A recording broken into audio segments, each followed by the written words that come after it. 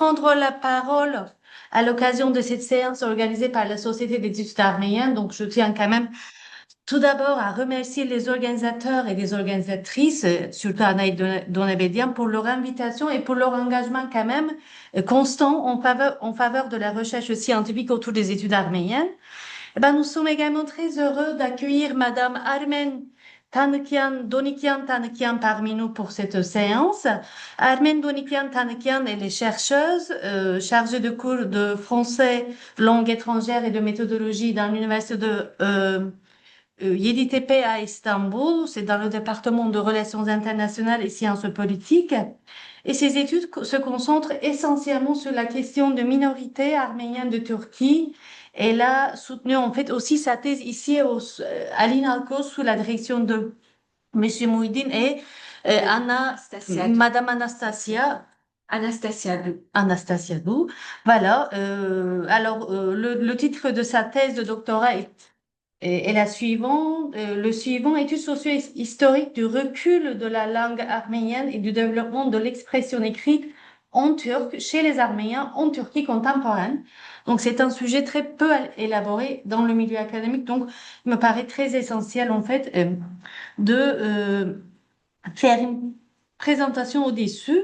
Alors, ces recherches portent sur les liens entre la littérature, la mémoire et l'histoire du temps présent, ainsi que sur les questions de bilinguisme, de minorité et de transmission au sein de la communauté arménienne de Turquie. Donc, cette rencontre, quand même, sera une occasion très précieuse de découvrir ces travaux et d'échanger nos perspectives, de continuer à enrichir quand même un champ de recherche essentiel pour comprendre les dynamiques, je dirais, socio-historiques et culturelles des sociétés arméniennes et de leur diaspora. Donc, je vais pas m'attarder trop. Donc, je donne tout de suite, en fait, la parole à Madame Donikian et je vous remercie de votre attention et je vous souhaite une très, très bonne séance.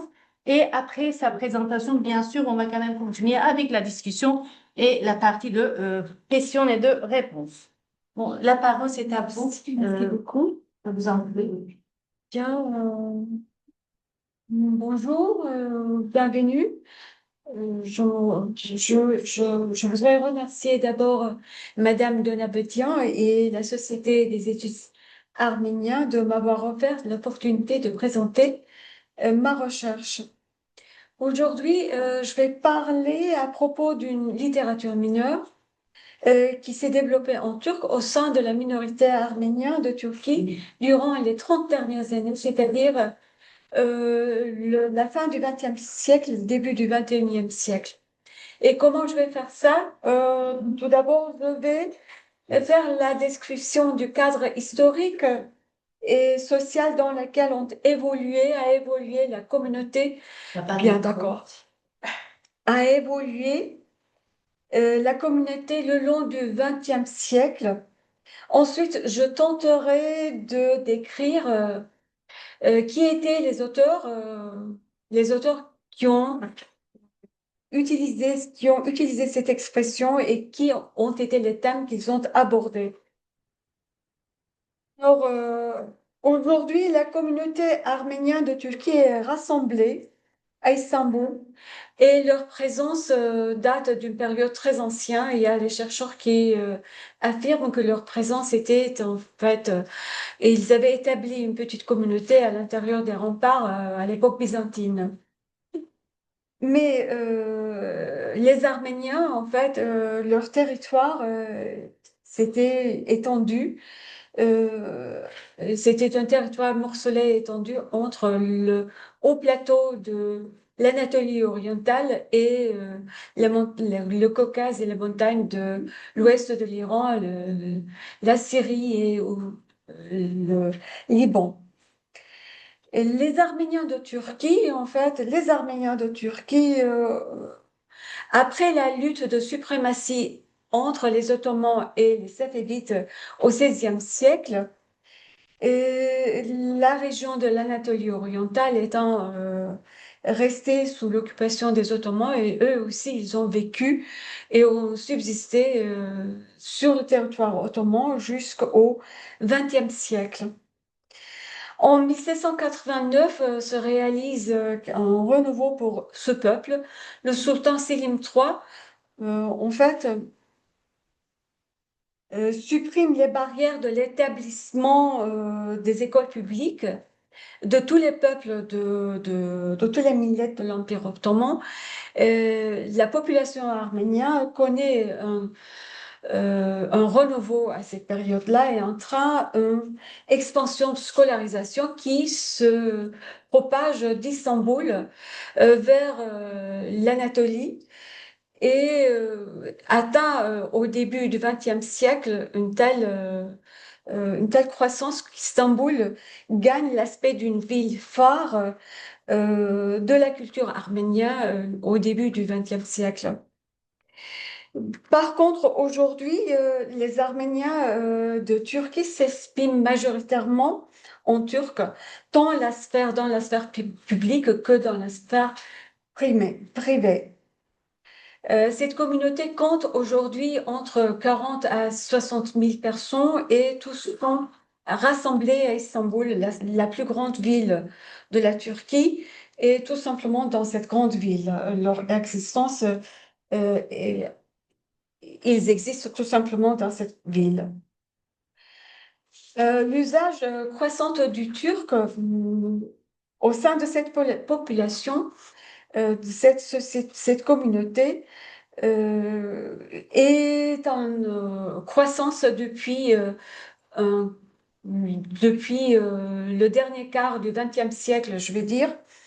Et cela témoigne peut-être l'amoindrissement de la diminution de leur nombre, en fait, affaibli de plus en plus à Istanbul. C'est là peut-être un signe d'assimilation culturelle, d'affaiblissement de la culture, d'un recul de la langue en même temps.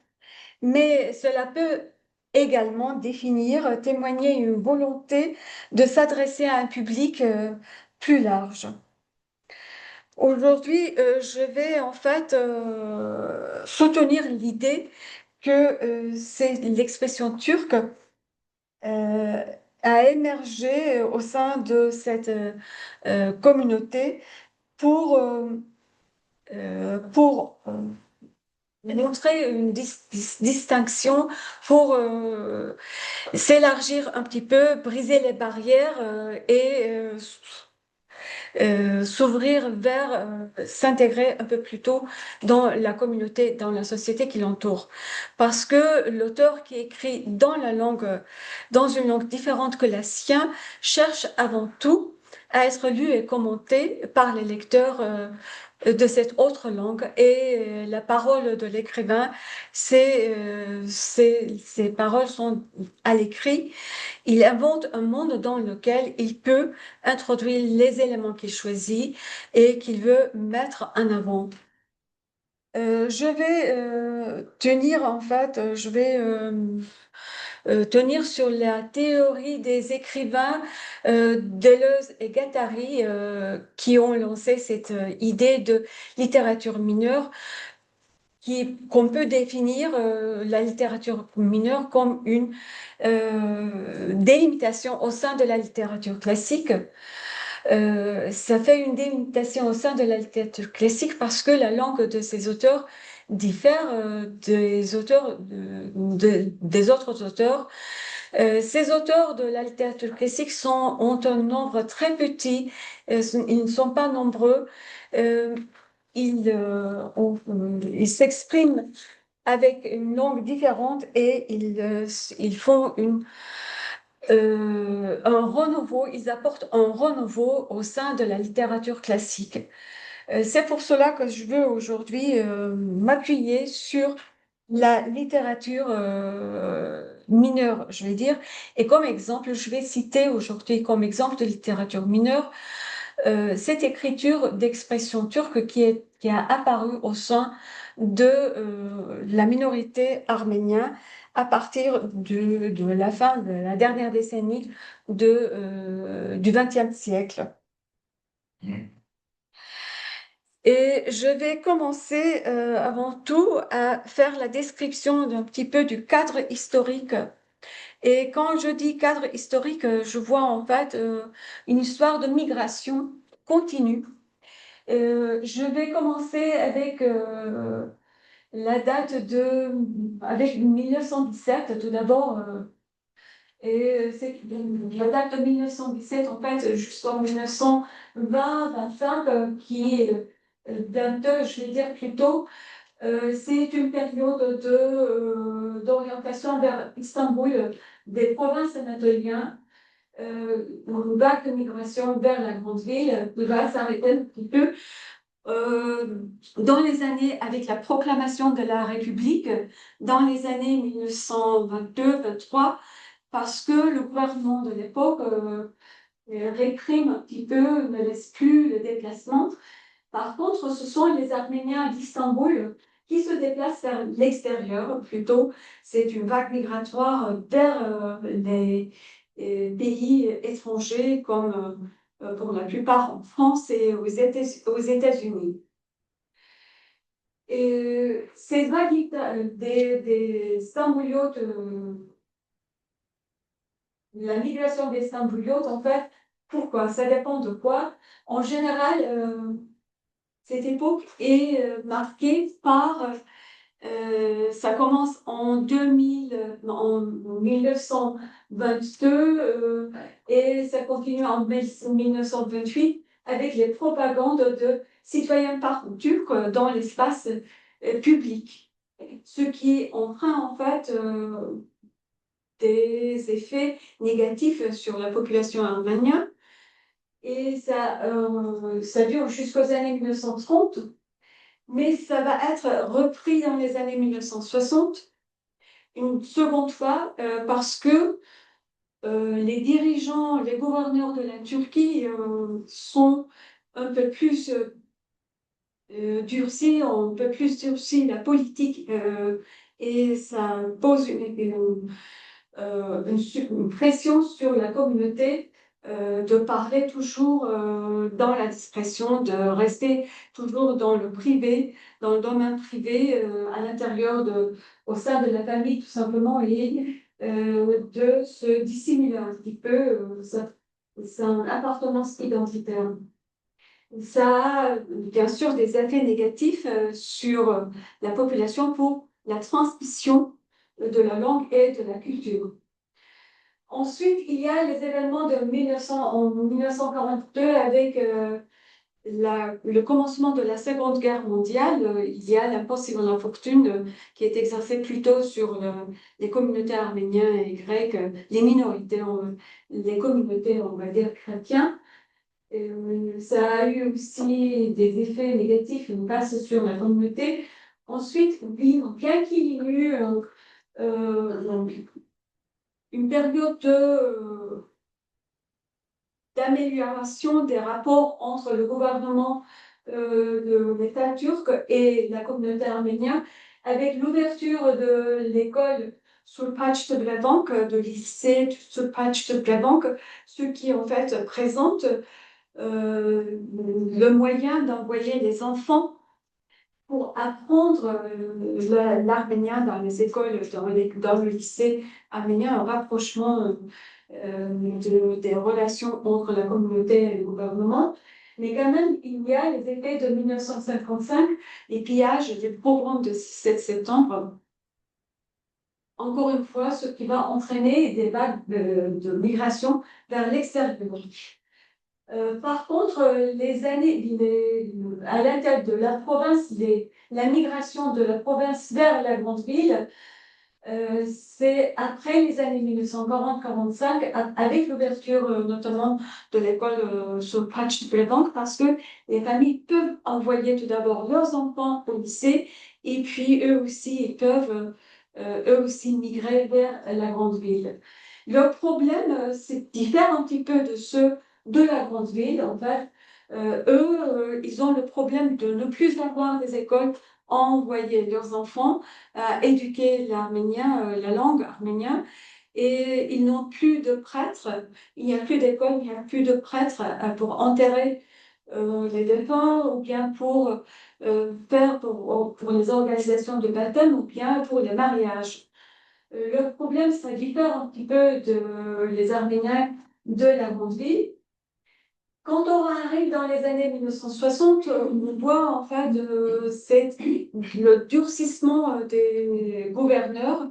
On voit au sein dans euh, dans la politique turque, euh, la présence des gouverneurs qui désirent, qui ont pour but l'étatisme ou bien le militarisme. Le militarisme.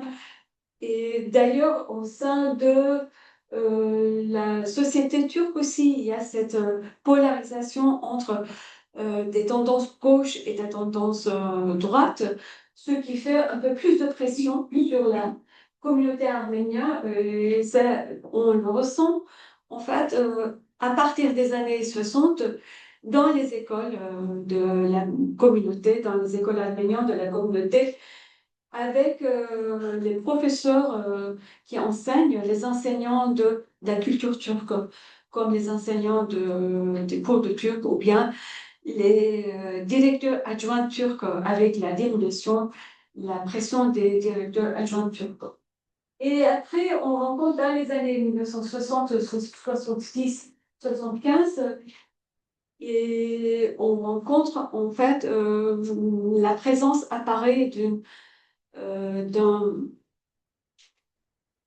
d'un d'un groupe militant diasporique, la Sala, qui cible les diplomates turcs et commet des attentats meurtriers, ce qui en fait pose une pression et la peur dans les femmes, au sein de la famille à Istanbul, apparemment, qui cause encore une fois la migration, et je crois que c'est la dernière vague jusqu'aux années 1985, c'est la terreur d'Assala.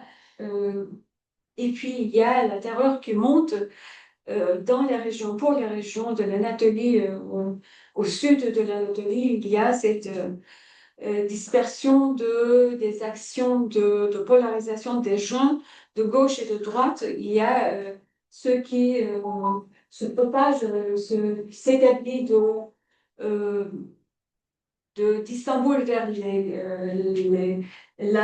régions de l'Anatolie, mais qui diffèrent un petit peu avec l'aspect politique, parce que quand on s'éloigne du cosmopolitisme, on est plutôt tombé dans le domaine de l'ethnie, dans le domaine de la religion, et puis il y a un durcissement vers le terrorisme, l'apparition de PKK et la communauté arménienne à cette époque-là, dans les années 1990, je veux dire, est accusée d'avoir des origines avec cette population kurde, cette population de terroristes de PKK. Et ça cause des soucis, en fait, au sein de la communauté, ça cause des pressions. Dans cette même période, dans les années 1980, il y a le rapprochement du gouvernement turc vers le gouvernement turc veut se rapprocher de l'Union européenne. La Turquie tourne sa face en même temps à l'Union européenne. Alors, il faut avoir la réglementation, il faut faire des réglementations, des changements dans la réglementation, dans une adaptation aux lois de l'Union européenne et au niveau des droits de l'homme, des droits de l'humain. Il faut apprécier l'humain. C'est dans cette période-là que le gouvernement se souvient de ces minorités, des communautés minoritaires. Et puis, il y a aussi, après les années 1980, dans le domaine de l'intelligentsia de gauche, de tendance gauche, la publication des ouvrages de l'intelligentsia, et puis je vais nommer la fondation, le lancement des nouvelles maisons d'édition. Par exemple, la maison d'édition Belguet, qui est fondée en 1977, mais qui brise cette homogénéisation dans la culture turque en faisant la traduction d'une première fois d'un auteur arménien. L'œuvre de Müqaddes Margosian a été traduite pour la première fois, un auteur arménien avec un texte turc un texte arménien qui est traduit vers le turc, Mer Ait Gor Mer en arménien, le premier ouvrage qui a été traduit par les éditions Belgen. Cela encourage un petit peu notre communauté et en 1990, nous voyons en fait une première apparition. En 1993, on voit pour la première fois l'apparition de la création d'une maison d'édition qui s'oriente directement sur l'édition des ouvrages en turc. Au commencement, c'est le fondateur, je vous ai mis ici, quel était son but en fait. C'est Yervant Thomassian, le fondateur de cette maison d'édition qui s'appelle Aras. Il ne veut pas blesser personne et il veut construire un pont entre les cultures turques et françaises par l'intermédiaire de la littérature.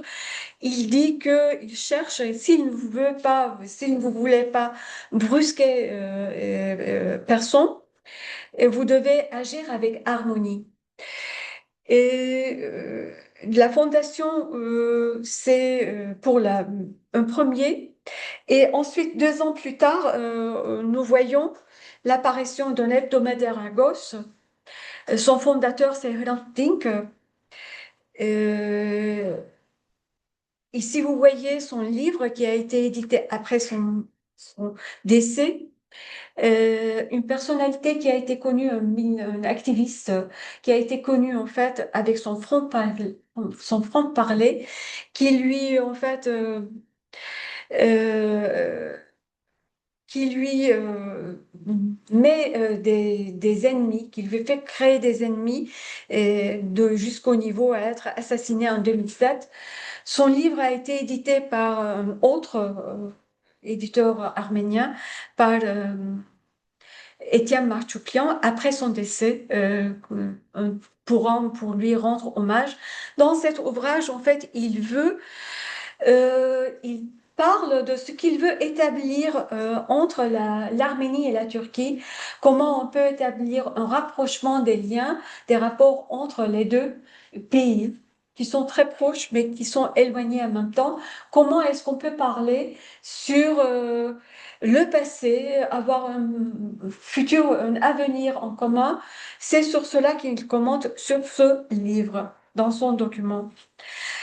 Maintenant, je veux présenter un petit peu qui étaient ces auteurs.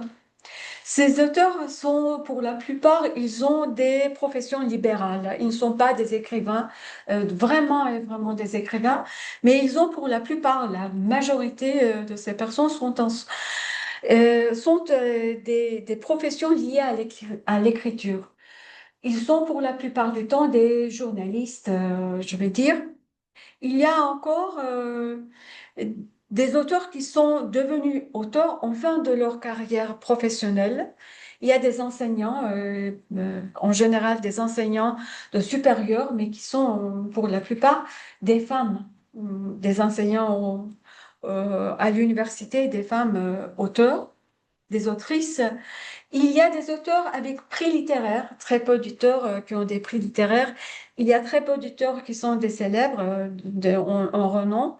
Et il y a des auteurs qui ont un seul ouvrage. Il y a des ecclésiastiques. Il y a deux ecclésiastiques parmi eux. Et pour parler un petit peu encore continuer pour parler, de présenter les auteurs, je vais vous présenter cette fois-ci le premier livre parce que Les éditions Alas, quand ils ont commencé à publier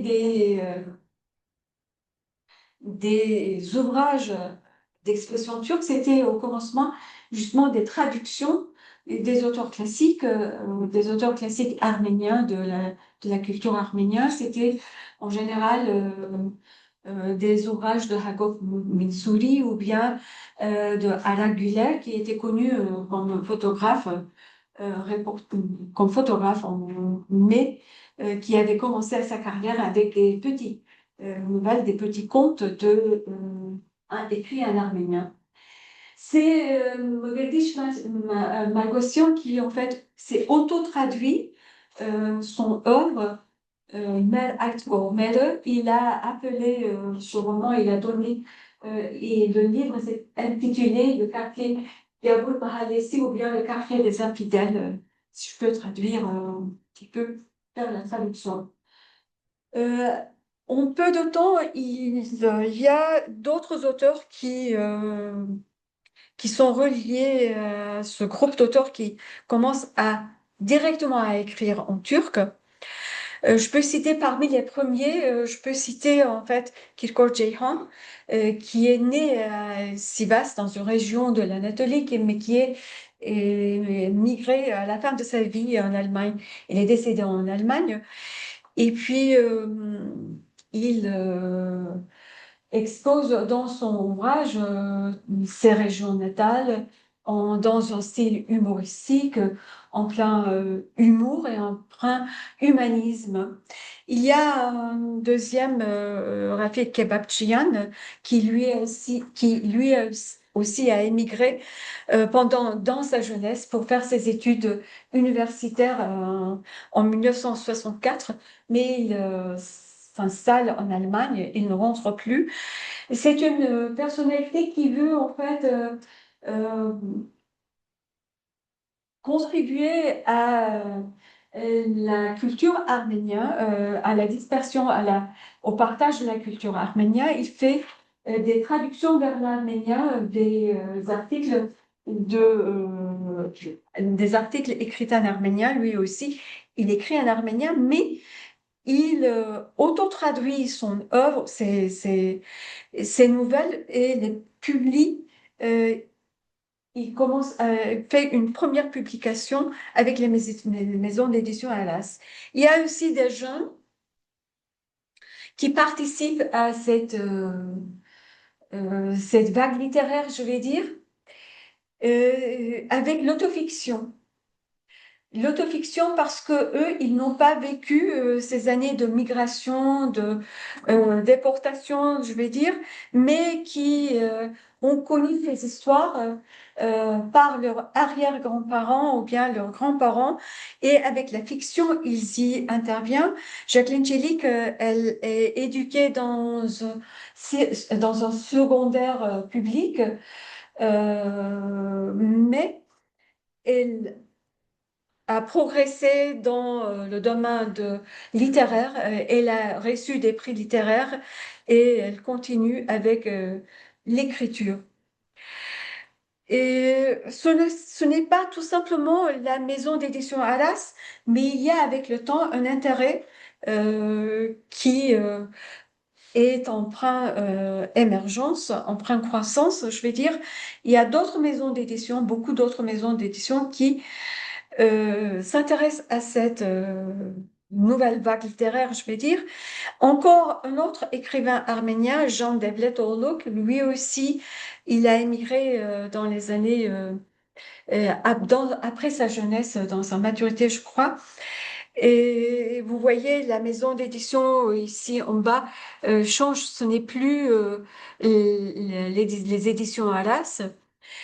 Lui, il explique dans son texte autobiographique toutes ces années qu'il a vécues à l'université pendant sa jeunesse, comment il a affronté ces années de 1970, 1980. les confrontations de cette polarisation entre la droite et la gauche, les tendances. En tant que jeune étudiant, comment il a voulu participer, comment il a voulu, oui, mais comme il était un membre de la minorité, comment il était repoussé et je vais dire minoré peut-être. Et c'est lui qui, en fait, dans le domaine des affaires, et c'est le fondateur de l'agence presse, première agence presse turcophone, je vais dire Turkabel Agence, agence presse anatolien. Et c'est le premier, en fait, qui s'est installé à Londres pour le partage des informations. Euh, qui sont ces auteurs un petit peu qui sont ces œuvres? À quoi ressemblent les œuvres un petit peu? Dans mon corpus, j'ai prêté attention à analyser l'œuvre de 35 auteurs et j'ai vu que 55 auteurs. Et ce qui a attiré mon attention, c'est que en fait, 36% de ces œuvres était orienté sur la mémoire, sur la biographie, l'autobiographie ou bien l'autofiction. Et ensuite, il y avait le 18% de ces écrivains qui s'étaient intéressés plutôt à l'histoire, à commenter sur l'histoire ottoman et républicain. Il commentait, il faisait des remarques sur l'histoire républicaine. Et il y avait le 18% qui s'intéressait en fait à faire des commentaires, à faire des remarques sur euh, les droits, euh, les droits de l'homme, sur la réglementation des droits de l'homme. Pour faire une première présentation sur ces œuvres, je vais parler un petit peu sur la première de couverture. Ce que j'ai remarqué sur la première de couverture de ces œuvres, en fait, euh, j'ai essayé de vous expliquer au commencement de ma présentation, il y a en fait euh, ceux qui habitaient à Istanbul et ceux qui ont émigré après les années, à part les années 1920-1930, qui ont émigré vers Istanbul et qui ont émigré qui sont expatriés. Alors, ceux qui ont des originaires de l'Anatolie, en fait, ceux-ci ont des couvertures plutôt qui a l'apparition d'une période qui est déjà finie, qui ne va plus se renouveler avec des photos de famille qui a un petit peu l'apparence d'une photo sépia en noir et blanc, une période qui s'efface, qui est en train de se fermer. Et ils utilisent comme thème, ils produisent des thèmes sur les relations avec leur voisinage, les transmissions, la culture culinaire, la danse, la musique, les traditions qu'on pouvait exercer dans ces régions de l'Anatolie. Il y a aussi les couvertures de livres, en fait, toujours qui donnent euh, cet aspect du passé. Mais ici, vous voyez, c'est une professeure des universités qui a passé 8 ans de sa carrière pour la production de son ouvrage. Elle a passé 8 ans elle a essayé de produire la saga de sa famille de plusieurs générations. C'est une stambouliote depuis plusieurs générations. Ce qu'elle raconte dans son ouvrage, c'est plutôt ce qu'elle a vécu, le passé à Istanbul, ce qu'elles ont eu à affronter à Istanbul en tant que des citadins, quand elle étudiait dans les bancs de son lycée, au collège, pendant les cours de turc ou bien les cours d'histoire en turc. Et puis, les années qu'elles ont, cette vague de migration qui se répète continuellement, qui marque toujours la communauté, vous voyez, cet homme, c'est là ce qu'elle a vécu en fait elle-même dans la ville. Et pour autre exemple, je vais citer l'œuvre de Étienne Marchoupian, qui ne se présentait pas au début de sa carrière. Il dit que l'identité arménienne, c'était au second plan au début de sa carrière, mais de plus en plus qu'il s'enfonce dans cette affaire, il commente dans ce livre qu'il faut en fait mettre sur la table un petit peu, commenter sur l'avenir, sur la mémoire. Il y a des faits qu'il ne faut pas laisser tomber. C'est pour cela, son thème, c'est l'autre en nous, c'est l'Arménien en fait qui est là, mais qu'on fait semblant qu'il n'est pas là, qu'on nie la présence. Comme s'il n'est pas là, il n'existe pas. La couverture peut, en fait, la première de couverture peut expliquer ce que je veux dire peut-être. Et il y a ceux qui protestent, qui un peu marginalisent la chose.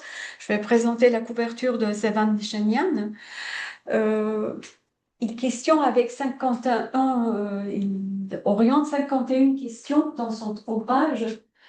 La démocratie, en fait, ce qu'il veut mettre en avant, c'est la démocratie. Si on dit démocratie, mais en fait, ce n'est pas vraiment la démocratie qu'on exerce sur le territoire. C'est cela qu'il veut, en fait, qu'il veut insister dans ce livre. Si j'ai mis tout simplement pour un passage quand il dit qu'il y a est-ce qu'il y a vraiment avec la réforme de l'alphabet, dans l'alphabétisation et le progrès dans l'alphabétisation, ou bien dans le nombre de scolarisation en Turquie. Et puis, il veut y insister avec la suppression de l'alphabet, de l'ancien alphabet, d'un patrimoine culturel de 900 ans. Et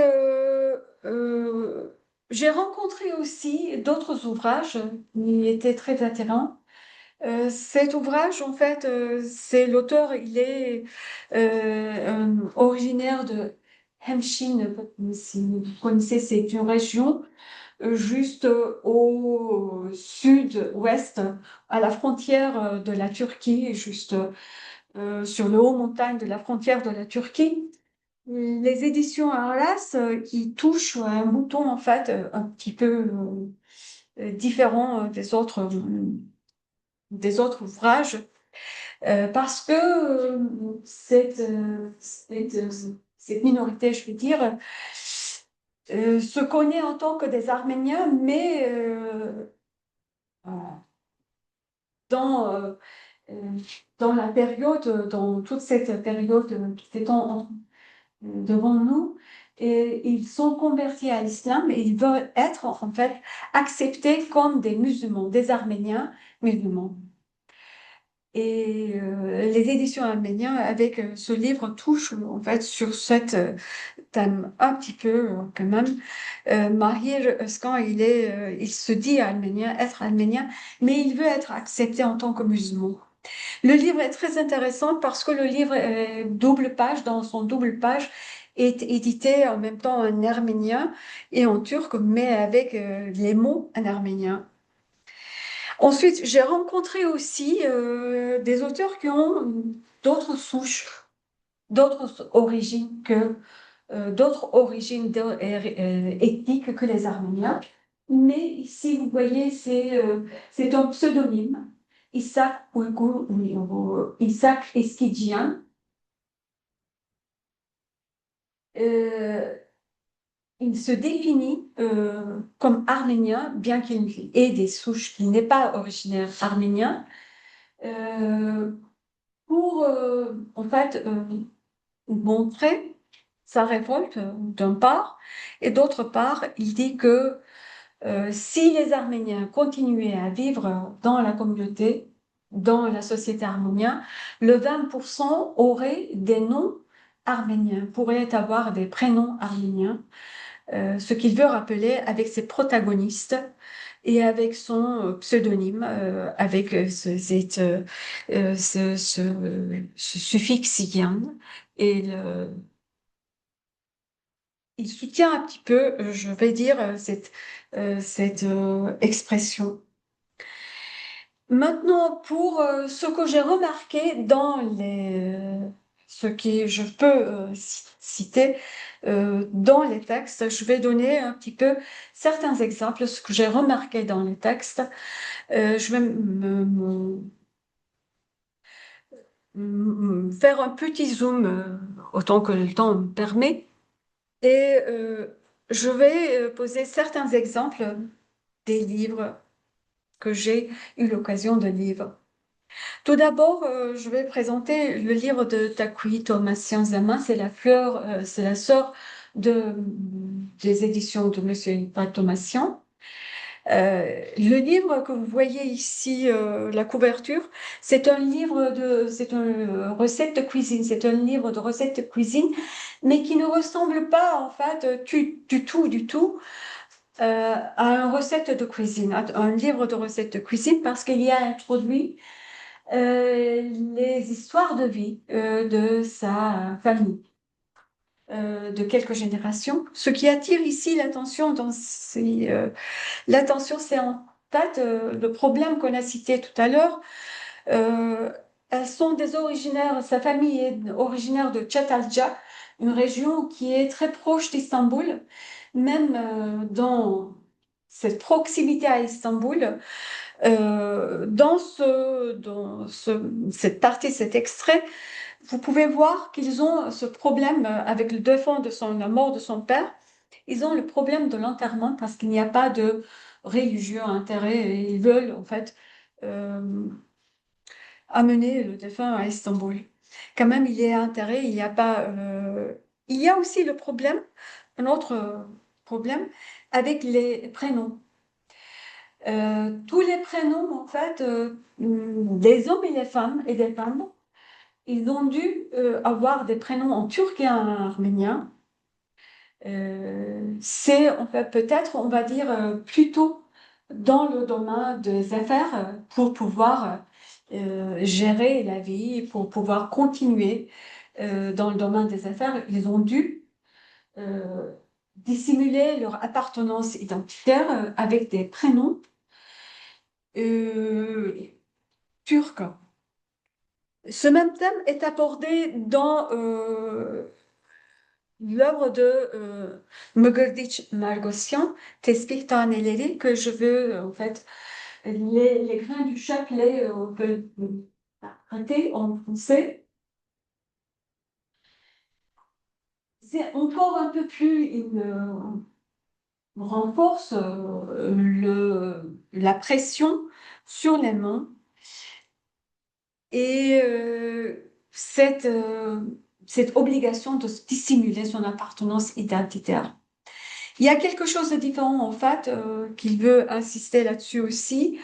Il veut dire que il a été l'autre de sa communauté, de la communauté arménienne quand il est en fait il a émigré à Istanbul en tant que jeune étudiant, jeune élève, je vais dire, dans ses années du lycée. Il était l'un des premiers dans le lycée Sopach de Brevank. Mgrdich Margosyan sait très bien se mettre au centre de son œuvre, est un narrateur avec son nom, mais il fait en même temps, il donne lieu à ce qui a vécu euh, celui qui a émigré après les années 40, 50, qui a eu des problèmes d'adaptation, même à la communauté arménienne et en même temps à la société turque parce qu'il parlait, il ne pouvait pas s'exprimer correctement, mais comme un villageois turc. La prononciation différait de ceux d'Istanbul. Et ensuite, je vais me référer à l'œuvre de Zadan Bibelian et je veux dire que tous ces auteurs, tous ces Takuito Thomassian, Malgossian et Zadan Bibelian, je vais citer mais tout à l'heure, je vais passer à Kalin Kalakashla, tous ces auteurs sont des gens qui ont résisté, qui ont voulu continuer leur vie à Istanbul. Le seul terrain, je vais dire, le seul qu'on peut se réfugier, peut-être pouvoir continuer dans une circonstance cosmopolite, s'installer, continuer à leur vie. Bibelian, en fait, cet ouvrage, il l'a tout d'abord publié en 1958. Il a lui-même auto-traduit dans les années 1960, 68. C'est traduit il s'est auto-traduit et édité par la maison d'édition PAL. Cette polarisation, pendant cette polarisation de la gauche et de la droite, et il a dû quitter le pays, mais il est rentré, il est revenu. L'ouvrage est traduit en français aussi. Euh, Récemment, l'ouvrage est traduit en français.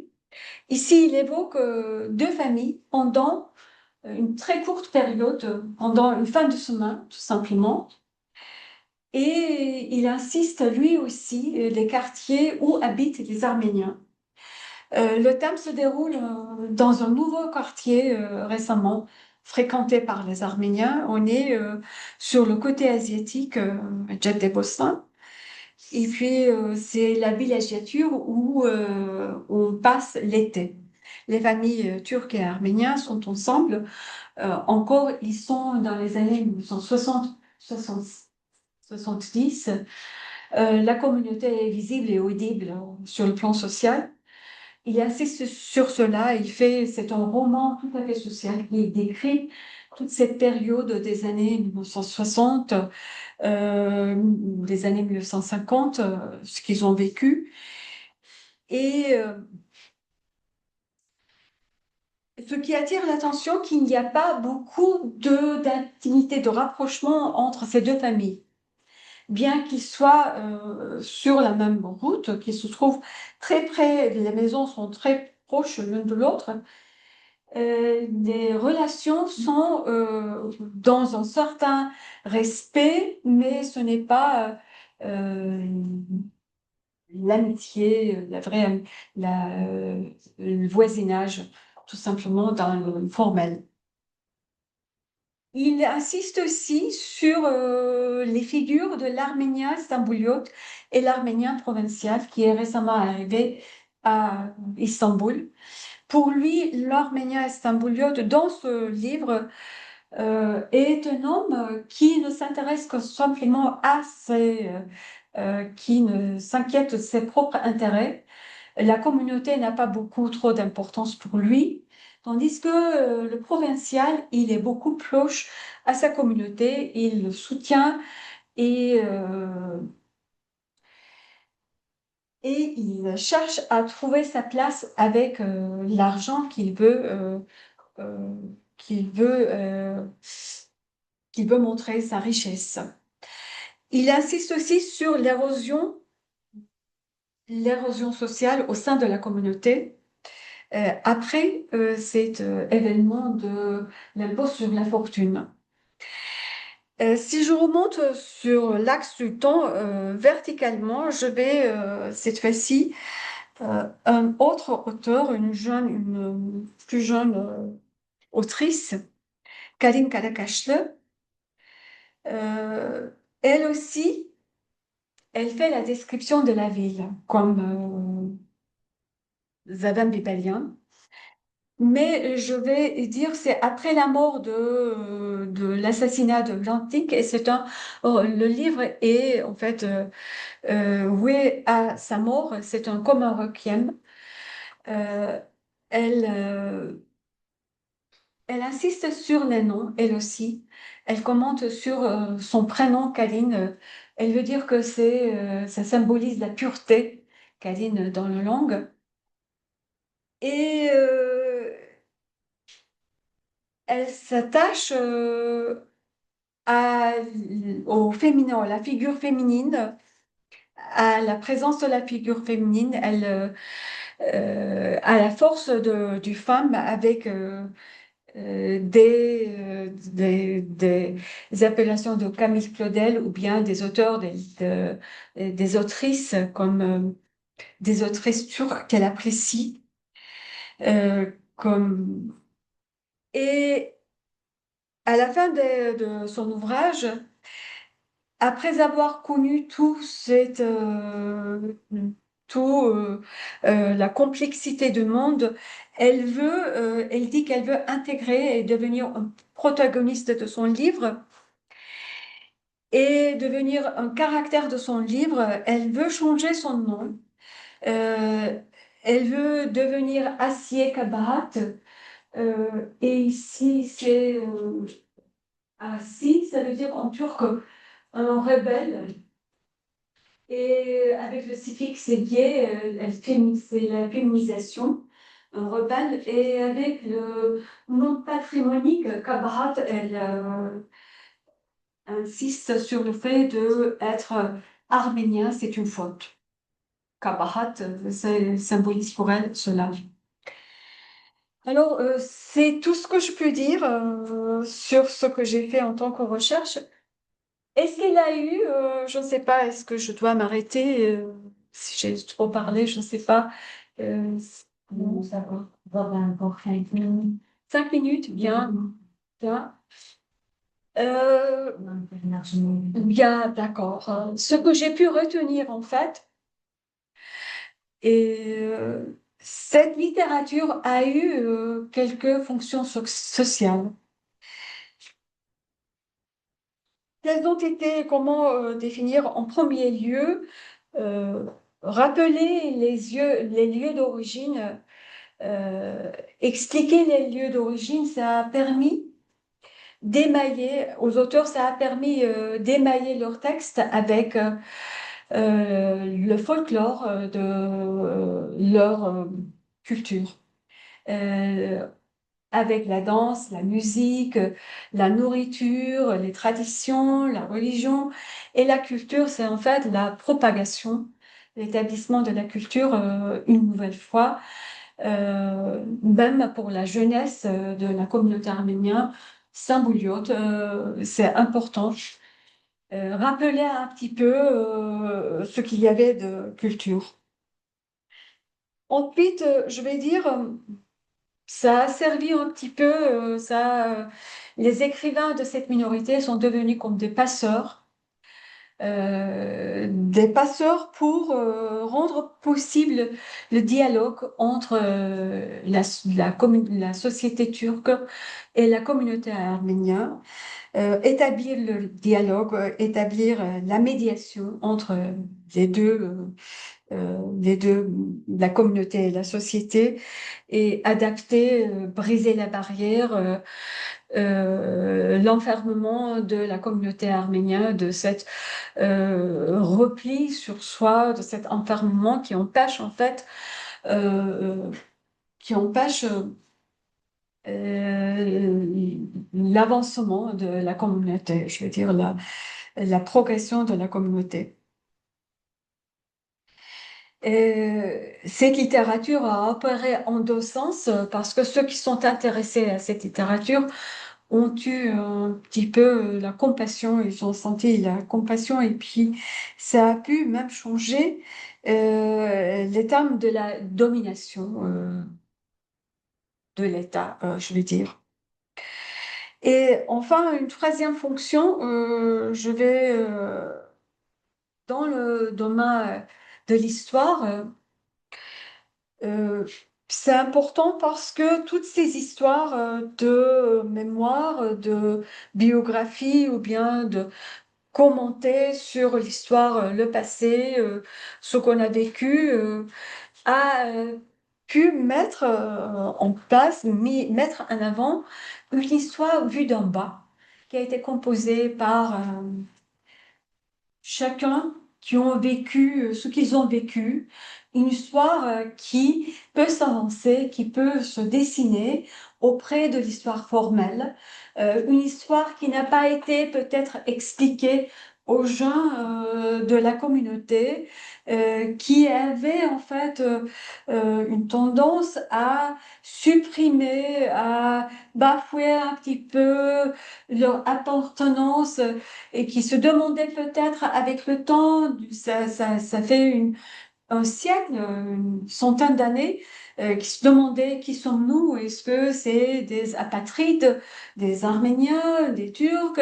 Ça fait un petit peu rappeler un petit peu l'histoire de Maître que oui, nous avons une histoire, nous aussi, qui n'a pas pu être, qui ne peut pas en fait se présenter à travers se présenter dans l'histoire des écritures, des livres d'histoire turcs. Bien, c'est tout que je peux expliquer. Bah, si vous avez des questions, je ne sais pas.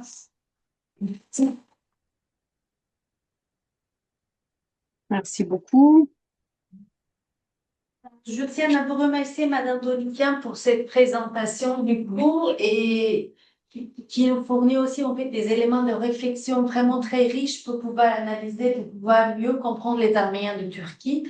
J'aimerais bien rajouter en fait juste en fait quelques voilà remarques et je vais passer tout de suite à mes questions et après si vous avez des questions bien sûr n'hésitez pas.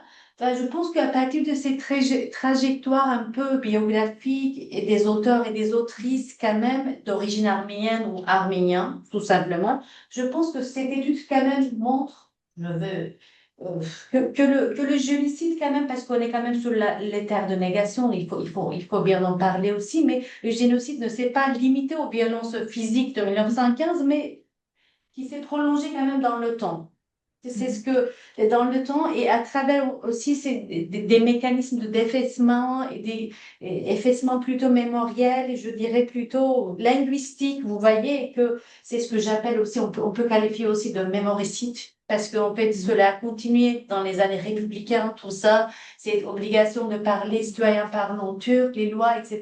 C'est-à-dire qu'après 1915, les Arméniens sont restés, mais ils sont restés comment en Turquie? Ça, c'est un point très important et c'est pour ça que je mobilise quand même cette notion de mémoricide enfin, en termes d'outils d'analyse pour désigner quand même ce processus d'effacement et voilà, durant les années républicaines. Et dans cette perspective, je pense, le recul de la langue arménienne apparaît quand même comme le produit de cette politique d'effacement, il me semble, pour moi, et politique d'homogénéisation, bien sûr, nationale, c'est-à-dire que nationale turque, ayant bien évidemment affecté la communauté arménienne de Turquie. Et l'écriture en turc, si je me permets, devient alors à la fois le symptôme quand même de cette rupture ou bien la continuité historique avec le passé impérial peut-être, et un espace quand même paradoxalement peut-être de reconstruction identitaire et mémorielle, je dirais. Voilà, et ça permettrait ainsi à certains auteurs et des autrices de quand même transmettre une mémoire fragmentée, le passé qui s'est passé sous le silence. Alors voilà, les récits qui sont bien longtemps marginalisés dans les années républicaines, bien sûr. Et comme vous avez dit d'ailleurs aussi, ils voulaient aussi en fait participer à l'historiographie turque quand même, à la réécriture de l'historiographie turque par le bas, comme vous avez utilisé, par l'histoire d'en bas. C'est d'ailleurs un concept d'un historien. Et donc, ainsi, je pense que cette recherche que vous avez faite interroge aussi la manière dont la littérature et les sciences sociales humaines parfois deviennent des lieux de résistance. Et ben, face ce qui s'est passé face au mémoricide, face aux politiques d'homogénéisation, face au négationnisme quand même, en fait, qui est encore tenu par l'État turc. Bon, je vais pas je m'arrête là quand même, donc je vous remercie mais, pour votre présentation et pour voilà. pour ce C'est à moi sujet de quand même remercier passionnant. bien. J'ai quelques quand même questions en fait Oui, avec plaisir. à vous poser, donc, et après je tourne quand même vers l'audience si vous avez des questions. Déjà, le choix de corpus que vous avez fait, quand même, quels critères vous avez utilisé pour constituer votre propre corpus? Est-ce que vous avez pris tous les euh, auteurs, autrices qui ont été écrits en turc? Il y a une différence catégorique de ceux qui ont fait, par exemple, auto-traduction et les autres, etc. J'ai essayé de choisir des auteurs qui ont édité ou bien auto-édité des ouvrages, même si c'est un seul ouvrage. Et puis j'ai fait vraiment, j'ai choisi parmi plusieurs œuvres. Il y avait beaucoup d'autres œuvres en fait qui ont été des ouvrages, mais j'ai fait un petit peu sélection de 55 auteurs que je pourrais en fait euh, bah, m'adapter à la composition de de ce travail là-dessus. Voilà. Oui. Par exemple, est-ce qu'il y a des auteurs qui sont arménophones ou il y a des différents types d'auteurs comme, par Oui, exemple, on sait que oui, les membres oui. de la nouvelle génération, ils sont pas très arménophones, c'est pour ça qu'ils écrivent parfois le turc, mais j'aimerais bien savoir quel était bien sûr le critère, en fait, voilà, de cette sélection de langues. Et selon vous, le choix d'écrire en turc quand même relève-t-il plutôt davantage d'un processus d'assimilation ou plutôt en fait vers d'une stratégie plutôt de visibilité et mettre en dialogue avec les membres de la société de Turquie? Qu'est-ce que vous pouvez dire Tout d'abord, je vais répondre. Ces écrivains, j'ai constaté qu'ils connaissaient très bien l'arménien. Ce n'était pas, Tous. pas tous, pas exactement tous, mais la majorité entre eux, ils connaissent très très bien l'arménien, mais c'était un choix de s'exprimer en turc. C'était la visibilité, de produire la visibilité, de dire je suis ici en fait, j'existe, je suis ici. C'est un petit peu mettre sur place sa présence. Et oui, il y a des auteurs qui ne connaissent pas l'arménien qui se sont en général très peu parce que c'est le corpus, les gens qui ont constitué le corpus, ce sont des gens bien éduqués en fait. En général, ils sont très bien éduqués. Ils ont fait des études, des hautes études. Il y a des doctorats qui ont diplômés, qui ont des doctorats, mais il y a aussi très peu parmi eux deux, trois auteurs même s'ils sont, bah, il y a ceux qui ont vécu, qui ont des origines en Anatolie, et comme il n'y avait pas d'école, ils ont été scolarisés dans des écoles publiques et ils ne connaissent pas l'arménien. Il y a d'autres qui ont vécu à Istanbul, euh, qui sont scolarisés dans les écoles primaires arméniennes, mais qui ont dû continuer dans le secondaire ou bien dans le collège, continuer dans les écoles publiques et qui sont plutôt adaptées aux Turcs, mais sont très peu. En fait, en général, la mise en place de l'expression turque, c'est avec la volonté de visibilité, de mettre en fait une barrière à l'assimilation de la culture. Et d'ailleurs, Monsieur Thomasian, il indiquait que c'est un peu pour ranimer la culture, faire rappeler qu'il y a l'écriture arménienne, de faire un retour vers l'arménien, euh, parce qu'au fond, c'est parce qu'il y a très peu le nombre de, dans dans une société de 85 millions de personnes, 30 ou bien 40 000 personnes, ça ne fait même pas le quart d'un millier de cette population, en fait. Et même on n'arrive pas à ranimer la langue, retourner sur la langue parce que une langue qui n'est pas utilisée dans le domaine public, c'est très difficile de le tenir euh, vivant tout simplement en le pratiquant dans la famille, au sein de la famille. Les gens, si on ne l'utilise pas pour les affaires ou bien dans la vie publique, ça tente de s'effacer avec le temps. Mais par contre, il y a cette émergence de l'appartenance identitaire. Ça, on peut le constater par exemple. Bien, Oui, si vous avez des questions. Sinon, est-ce que vous avez observé aussi des différences générationnelles dans les thèmes abordés par les auteurs? Oui, oui. J'ai dit 36% des mémoires, des autobiographies, il y a 18% d'histoire, il y a 18% des remarques. Il y a pour le reste, il y a des techniciens, je veux dire, ceux qui sont orientés plutôt vers des travaux volumineux pour faire, par exemple, il y a Miltanoğlu, Zakaria Miltanoğlu, qui a travaillé pendant 25 livres, 25 années pour réunir toute la presse, les revues arméniens qui ont été publiées non pas seulement dans l'Empire ottoman, mais à travers le monde, parce que la communauté arménienne est un peu très dispersée, un peu très tôt dispersée dans le monde entier. Et il y a cette tendance il y a aussi, je vais dire, c'est à la fin de la carrière professionnelle, ça varie avec l'âge. Il y a aussi